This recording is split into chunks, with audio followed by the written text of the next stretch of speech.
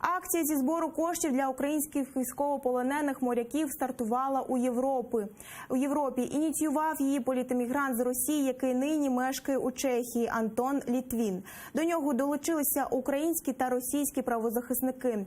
Спільними зусиллями вони відкрили банківський рахунок, куди можна перерахувати кошти з будь-якої точки Європи. Наприкінці 2019-го зібрані кошти перерахують і російські організації «Русь Сидящая». Її члени купуватимуть продукти та одяг військовополоненим. Мы получили разрешение от Министерства иностранных дел Чехии.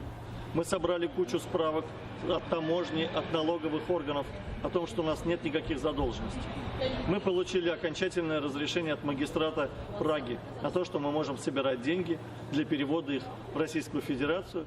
Для меня очень важно, что мои российские друзья здесь в Праге собирают деньги для помощи пленным украинским морякам. Ведь эти корабли как раз вышли из Одессы. Это очень-очень здорово, и меня это трогает до глубины души. Я сам помогу и призываю вас помочь пленным украинским морякам.